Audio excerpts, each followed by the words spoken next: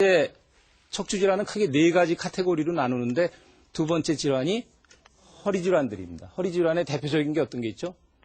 허리 디스크, 또 척추관 협착증, 뭐 척추 전방전이증. 오늘 주로 이제 요거에 대해서 많이 설명을 해드릴 겁니다. 그러니까 첫 번째 카테고리가 1번 목 질환들, 2번 허리 질환, 3번은 척추 기형입니다. 기형.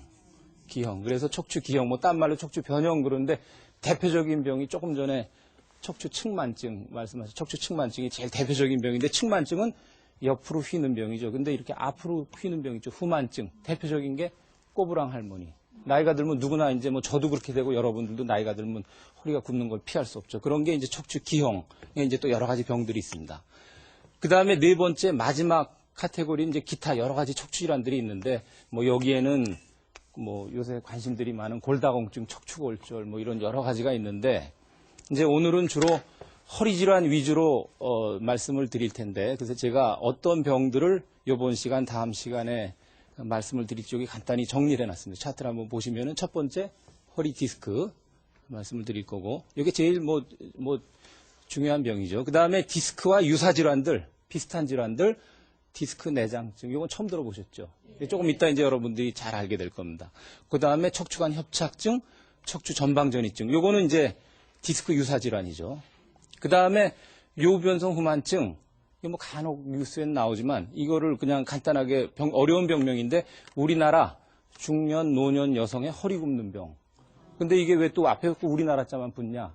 이건 서양에는 없는 병이에요. 근데 우리나라 아주 많아요. 이건 조금 이따 제가 설명해 드릴 거고 그 다음에 골다공증 척추골절 여기까지는 전부 다 나이 든 분들의 병입니다. 중년 이후에. 근데 아까 맨 처음에 척추에 대해서 아시는 병이 어떤 게 있냐 그랬더니 측만증이 제일 먼저 나왔죠. 근데 이 측만증 요거는 10대 청소년의 병인데 사실은 그 사춘기에 여학생들이 제일 많습니다. 이 병에 대해서 말씀을 드리고 그 다음에 이 척추에는 검증되지 않은 의료 행위들이 참 많습니다. 그래서 그런 검증되지 않은 의료 행위들을 어떻게 감별할지 마지막으로 요통의 예방 방법에 대해서 설명을 해드리겠습니다. 이번 시간에는 아마도 제가 보기에는 이 허리 디스크에 대해서 자세히 말씀을 드리는데 뭐 디스크가 중요하기도 하지만 여러분들이 디스크라는 병을 잘 이해하면은 척추 질환이 어떤 건지 또 의료라는 게 어떤 건지 그런 아마 개념을 가지실 수 있을 겁니다. 그래서 제가 지금부터 허리 디스크라는 병에 대해서 한번 그 설명을 시작하도록 하겠습니다. 자, 디스크라는 병은 그 우리나라 국민들이 그 암, 고혈압담으로 무서워하는 병이다 이렇게 생각을 하는데 제가 뭐 디스크가 제 전공 질환 중에 하나지만 뭐 그 정도까지 그렇게 많은 병은 아닌데 왜 사람들은 그렇게 무서워할까?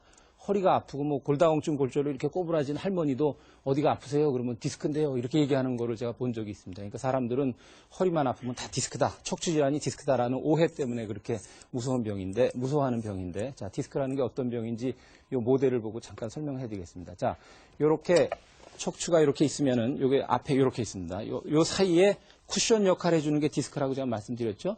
근데 요게 어떤 뭐 특별한 이유는 잘 모르겠는데 힘이 가해지거나 뭐 무거운 물건을 들거나 뭐 교통사고가 나거나 또 아무 이유도 없이 디스크가 터져 나온 수가 있습니다. 이게 터져 나오는데 대개 앞쪽으로보다는 뒤쪽으로 터져 나오는데 그 뒤쪽으로 터져 나올 때 터져 나오게 되면 여기 빨갛게 일부러 뭐 색깔이 다른 건 아닌데 이렇게 표시하는데 이렇게 터져 나오면은 요 신경을 누르게 되죠.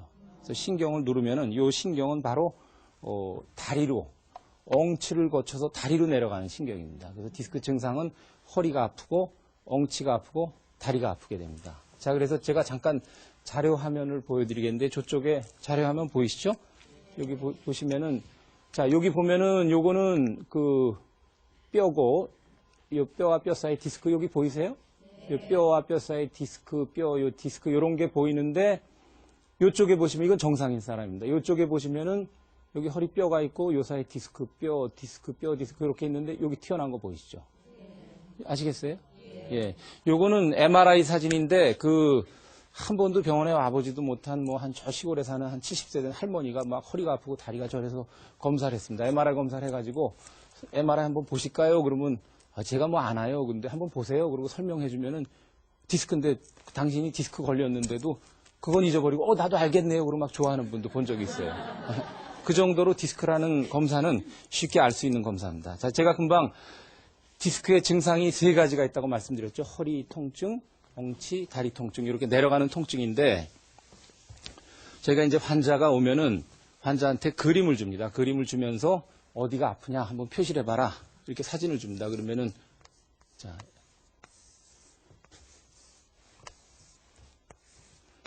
표시를 하라 그러면은, 어떤 분이 자기가 디스크 환자는 되게 허리가 아프다. 이렇게 여기 표시를 하고, 엉치가 아프다.